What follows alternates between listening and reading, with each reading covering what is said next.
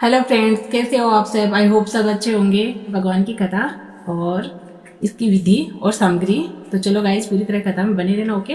तो सामग्री है केले के खंभे, पंच पल्लव, कलश, पंचरल, चावल, कपूर, धूप, पुष्पों की माला, श्रीफल, ऋतुफल, अंग वस्त्र, नवेद, कलावा, आम के पत्ते, योगपति वस्त्र, गुलाब के फूल, दीप, तुलसी दल, पान, पंचामृत, दूध, दही, धरत, शहद, शक्कर, केसर, बंदावर, चौकी।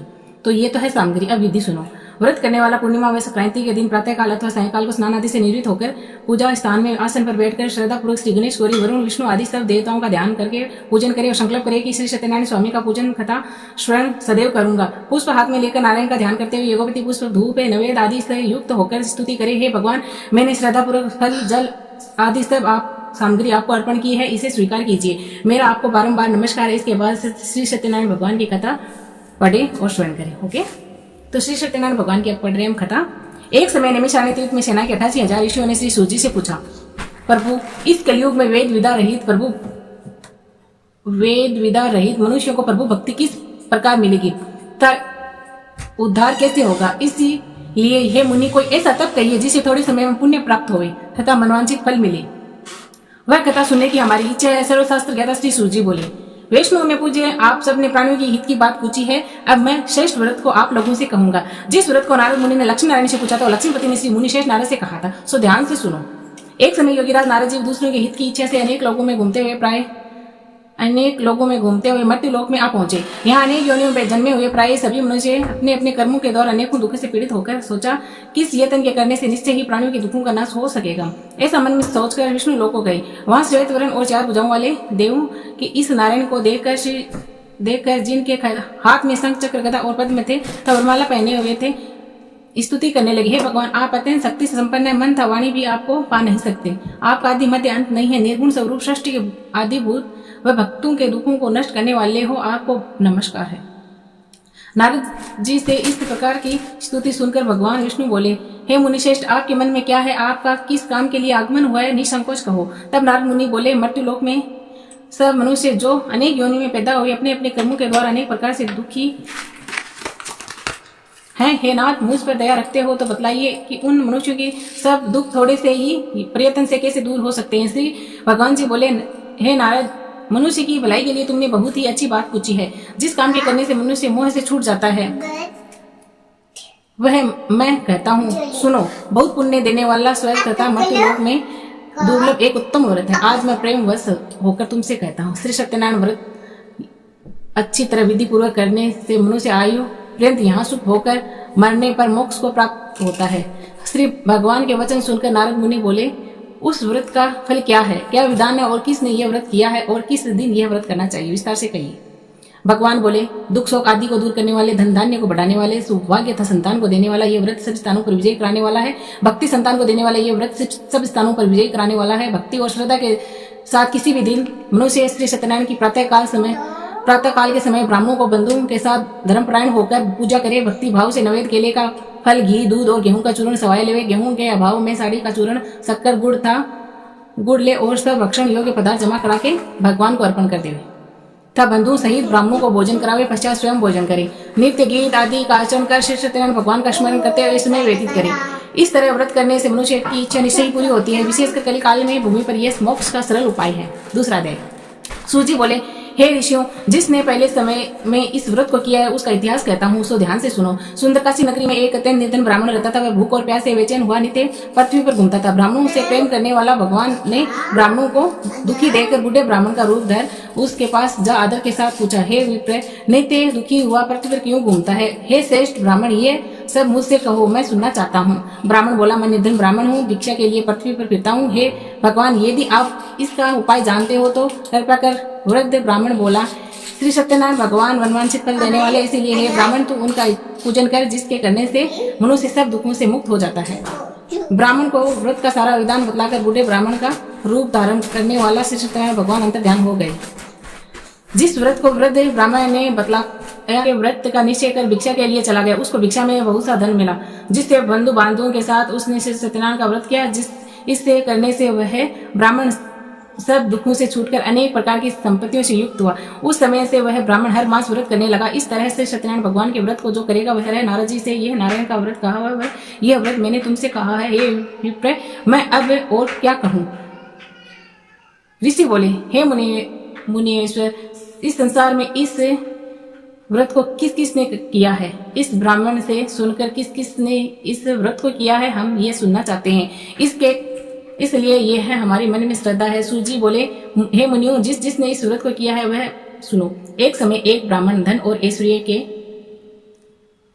के अनुसार बंधु बांधवों के साथ व्रत करने को तैयार हुआ। उसी समय एक लकड़ी बेचने वाला बूढ़ा आदमी आया और ब्राह्मण लकड़ियों को रखकर ब्राह्मण के मकान में गया। प्यास से दुखी लकड़हारा उनको व्रत करते देखकर ब्राह्मण को नमस्कार कर कहने लगा कि आप ये क्या कर रहे हैं और इसके करने से क्या फल मिलता है, कृपया कर मुझे कहो। ब्राह्मण ने कहा, सब मनोकामना को पूर्ण करने वाला ये श्री सत्यनारायण भगवान का व्रत है। इसी की कृपा से मेरी यहाँ धन धान्य आदि की वृद्धि हुई है। ब्राह्मण से इस व्रत के बारे में जानकर लकड़हारा बहुत प्रसन्न हुआ। चरणामत ले और प्रसाद खाने के बाद अपने घर को गया।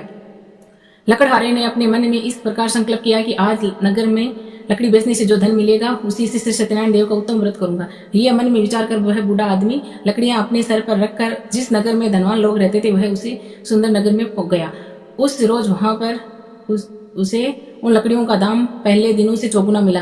तब वह बूढ़ा लकड़हारा दाम ले और अति प्रसन्न होकर पके केले की कुल्ली, शक्कर, घी, दूध, दही और गेहूं का आटा इत्यादि श्री सत्यनारायण भगवान का व्रत की कुल सामग्री लेकर अपने घर को चला गया। फिर अपने बंधु बांधवों को बुलाकर विधि के साथ भगवान जी का पूजन और व्रत किया। उससे व्रत के प्रभाव से वह बूढ़ा लकड़हारा धन पुत्र आदि से युक्त हुआ और संसार में समस्त सुख भोगकर वैकुंठ को चला गया। तीसरा अध्याय। सूजी बोले, हे श्रेष्ठ मुनि, अब मैं आगे की कथा कहता हूँ, सुनो। पहले समय उल्लामुख नामक का बुद्धिमान राजा था। वह सत्यवक्त और जितेंद्रिय था। प्रतिदिन देवस्थानों पर जाता था तथा गरीबों को धन देकर उनके कष्ट दूर किया करता था। उनकी पत्नी कमल के समान मुख वाली सती साध्वी थी। भद्रशिला नदी के तट पर उन दोनों ने श्री सत्यनारायण का व्रत किया। व्रत कर उस समय में वहां एक साधु वैसे आया। उसके पास व्यापार के लिए बहुत सा धन था और वह नाव को किनारे पर ठहराकर राजा के पास गया और राजा को व्रत करते हुए देखकर विनय के साथ पूछने लगा, हे राजन, भक्ति युक्त चित्त से आप क्या कर रहे हैं? मेरी सुनने की इच्छा है, सो ये मुझे बताइए। राजा बोला, हे साधु, अपने बंधु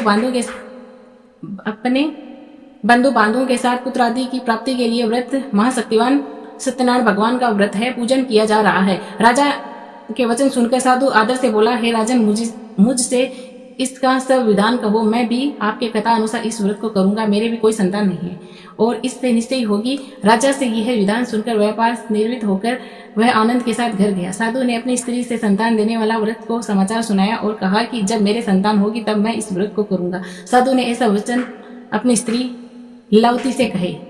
एक दिन उसकी स्त्री लीलावती अपने पति के साथ आनंदित होकर संसारिक धर्म में प्रवृत्त होकर सत्यनारायण भगवान की कृपा से वह गर्भवती हो गई। 10वें महीने में उसके एक सुंदर कन्या का जन्म हुआ। दिनों दिन वह इसी तरह बढ़ने लगी जैसे शुक्ल पक्ष का चंद्रमा बढ़ता है। कन्या का नाम कलावती रखा गया। तब कलावती ने मीठे शब्दों में अपने पति से कहा कि जो आपने संकल्प किया था कि भगवान का व्रत करूंगा, अब आप उसे करिए। साधु बोला, हे प्रिय, इसके विवाह पर करूंगा। इस तरह अपनी पत्नी को आश्वासन दे वह नगर को गया। कलावती पितृ घर में वर्धित हो गई, प्रातः हो गई। साधु ने जब नगर में सखियों के साथ अपने पुत्री को देखा तो तुरंत दूत बुलाकर कहा कि पुत्री के वास्ते कोई सहयोग वर देकर पाकर दूत कच्चे नगर पहुंचे और वहां पर बड़ी खोज करके देखभाल करके लड़की के लिए सहयोग वणिक पुत्र को ले आए। उस सहयोग लड़के को देखकर साधु ने अपने बंधु बांधव सहित प्रसन्न चित्त अपनी पुत्री का विवाह उसके साथ कर दिया। किंतु दुर्भाग्य से विवाह के समय भी उसने व्रत करना वो भूल गए। तब श्री भगवान क्रोधित हो गए और श्राप दे दिया कि तुम्हें दारुण दुख प्राप्त होगा। अपने कार्य में कुशल जमाता साधु विनय के साथ जमाता सही समुद्र के समीप रतनपुर नगर में गए और साधु दोनों ससुर जमाई चंद्रकेतु राजा के उस नगर में व्यापार करने लगे। एक रोज भगवान श्री सत्यनारायण की माया से प्रेरित कोई चोर राजा का धन चुरा कर भागा जा रहा था, किंतु राजा के दूतों को आता देखकर चोर ने घबराकर भागते हुए राजा के धन को कहीं छुपा रख दिया जहाँ वो ससुर जमाई ठहरे हुए थे।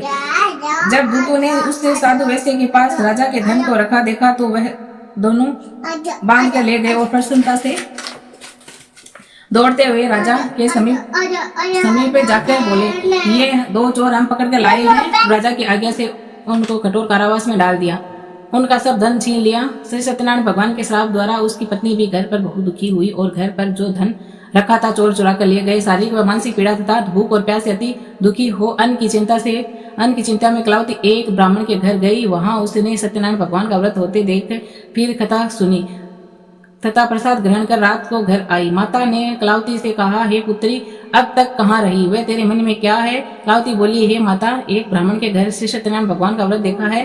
कन्या के वचन सुनकर लीलावती भगवान के से पूजन की तैयारी करने लगी। लीलावती ने अपने परिवार और बंधुओं सहित श्री सत्यनारायण भगवान का पूजन किया और वर मांगा कि मेरे पति और दामाद शीघ्र आ जावे। साथ ही प्रार्थना की कि हम सबका अपराध क्षमा करो। श्री सत्यनारायण भगवान इस व्रत से संतुष्ट हो गए और राजा चंद्रकेतु को स्वप्न में दर्शन देकर कहा, हे राजन, दोनों वेश्यों को प्रातः ही छोड़ दो और उनका सब धन जो तुमने ग्रहण किया है दे दो, नहीं तो मैं तेरा धन राज्य सब पुत्रादि सब नष्ट कर दूंगा। राजा से ये से वचन कहकर भगवान अंतर ध्यान हो गए। प्रातःकाल राजा चंद्रकेतु ने सभा में अपना स्वप्न सुनाया। फिर दोनों वणिक पुत्रों को कैद से मुक्त कर सभा में बुलाया। दोनों ने आते ही राजा को नमस्कार किया। राजा मीठे शब्दों से बोले, हे महानुभाव, भावीवश ऐसा कठिन दुख प्राप्त हुआ है, अब तुम्हें कोई भय नहीं। ऐसा कहकर राजा ने उनको नए नए वस्त्र आभूषण पहनाए था। उनका जितना धन लिया था उससे दुगना धन देकर आदर सहित विदा किया। दोनों वैसे अपने घर को चले गए। चौथा अध्याय। सूजी बोले, वैसे ने मंगलाचार करके यात्रा आरंभ की और अपने नगर को चले गए। उनके थोड़े दूर निकलने पर दंडी वेश्यधारी श्री सत्यनारायण ने उनसे पूछा, हे साधु, तेरी नाव में क्या है? अभिमानी वणिक हंसता हुआ बोला, हे दंडी, आप क्यों पूछते हो? क्या धन लेने की इच्छा है? मेरी नाव में तो बेल और पत्ते भरे हैं। वैश्य का कठोर वचन सुनकर भगवान ने कहा, तुम्हारा वचन सत्य हो। दंडी का ऐसा कहकर वहां से दूर चले गए और कुछ दूर जाकर समुद्र के किनारे बैठ गए। दंडी के जाने पर वैश्य ने नित्य क्रिया करने के बाद नाव को ऊंची उठी देकर अचंबा किया और नाव में बेल और पत्ते आदि देकर मूर्छित हो जमीन पर गिर पड़े। फिर मूर्छा खुलने पर अत्यंत शोक प्रकट करने लगे। तब उनका दामाद बोला, आप शोक न करें, ये दंडी का श्राप है, अतः आप उनकी शरण में चलना चाहिए, तभी आपकी मनोकामना पूर्ण होगी। दामाद के वचन सुनकर साधु वणिक दंडी के पास पहुंचा और अत्यंत भक्ति भाव से नमस्कार करके बोला, हे भगवान, आपकी माया से मोहित ब्रह्मा आदि भी आपके रूप को नहीं जानते। मैं अज्ञानी कैसे जान सकता हूँ? आप प्रसन्न होइए, मैं सामर्थ्य के अनुसार आपकी पूजा करूंगा। मेरी रक्षा करो और मेरे पहले के समान नौका में धन भर दो। उसके भक्तियुक्त वचन से सुनकर भगवान प्रसन्न हो गए। उसी की इच्छा अनुसार वर देखकर अंतर ध्यान हो गए। तब उन्होंने नाव पर आकर देखा कि नाव धन से परिपूर्ण है। फिर वह भगवान सत्यनारायण का पूजन कर साथियों सहित अपने नगर को चला। तब जब वह अपने नगर के निकट पहुंचा तब दूत को घर भेजा। दूत ने साधु के घर जा उसकी स्त्री को नमस्कार कर कहा कि साधु, आपने दामाद सहित इस नगर के समीप आ गए हैं, ऐसा वचन सुनो। साधु की स्त्री ने बड़े हर्ष के साथ सत्यदेव का पूजन कर पुत्री से कहा, मैं अपने पति के दर्शन को जाती हूँ, तू कार्य पूर्ण कर शीघ्र आना। माता के ऐसे वचन सुनकर कलावती प्रसाद छोड़कर पति के पास गई। प्रसाद की अवज्ञा के कारण सत्यदेव ने रुष्ट हो उसके पति को नाव सहित पानी में डुबो दिया। कलावती अपने पति को न देखकर रोती हुई जमीन पर गिर गई। इसी तरह नौका को डूबा हुआ था। कन्या को रोता हुआ देखकर साधु दुखी होकर बोला, हे प्रभु, मुझसे या मेरे परिवार से जो कुछ भूल हुई है उसे क्षमा करो। उसके दीन वचन सुनकर सत्यदेव प्रसन्न हो गए और आकाशवाणी हुई, साधु, तेरी कन्या मेरे प्रसाद को छोड़कर आई है, इसीलिए उसका पति आदर्श से हुआ है। यदि घर जाकर प्रसाद खाकर लौटे तो इसे अपने पति अवश्य मिलेगा। ऐसे आकाशवाणी सुनकर कलावती ने घर पहुंचकर प्रसाद खाया। फिर आकर पति के दर्शन किए पश्चात साधु ने बंधु बांधव सहित सत्यदेव का विधि पूर्वक पूजन किया। उस दिन से वह प्रत्येक पूर्णिमा को श्री सत्यनारायण भगवान का पूजन एवं कथा करने लगा। फिर इस लोक को सुख भोगकर अंत में स्वर लोक को चले गए। 5वां अध्याय। सूजी बोले, ऋषियों में एक और भी कथा कहता हूँ, सुनो। प्रजापालन में लीन तुम ध्वज नामक का एक राजा था। उसने भी भगवान का प्रसाद त्याग कर बहुत दुख पाया। एक समय वन में जाकर वन्य पशुओं को मारकर बड़ के नीचे आया। वहां उसने ग्वालों को भक्ति भाव से बंधु सहित श्री सत्यनारायण जी का पूजन करते देखा। राजा देखकर भी अभिमानवश वहां नहीं गया और न ही नमस्कार ही किया। जब ग्वालों ने भगवान का प्रसाद उसके सामने रखा तो वह प्रसाद को त्याग कर अपनी सुंदर नगरी को चला। वहीं उसने अपने सब कुछ नष्ट पाया तो वह जान गया कि ये सब भगवान ने किया है। तब वह विश्वास कर ग्वालों के समीप गया और विधि पूर्वक पूजन कर प्रसाद खाया तो सत्यदेव की कृपा से पहले जैसा था वैसा ही हो गया। फिर दीर्घ काल तक सुख भोग कर मरने पर स्वर्ग लोक को चला गया। जो मनुष्य इस परम दुर्लभ व्रत को करेगा, भगवान की कृपा से उसे धन धान्य की प्राप्ति होती है तथा सब मनोरथ पूर्ण होकर अंत में वैकुंठ धाम को जाते हैं। जिन्होंने पहले समय इस व्रत को किया है, अब उनकी दूसरे जन्म की कथा कहती हूँ, सुनो। वृद्ध सतानंद ब्राह्मण ने सुदामा का जन्म लेकर मोक्ष को पाया। उलामुक नामक का राजा दशरथ होकर वैकुंठ को प्राप्त हुआ। साधु नामक वैश्य ने मोर ध्वज बनकर अपने पुत्र को आरे से चीरकर मोक्ष को प्राप्त किया।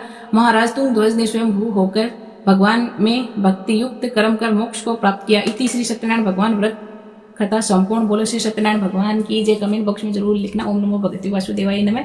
अगर आपने हमारा चैनल सब्सक्राइब नहीं किया है तो गाइज आप हमारा चैनल सब्सक्राइब कीजिएगा। ओके, फिर मिलते हैं अगले वीडियो में, तब तक के लिए बाय बाय।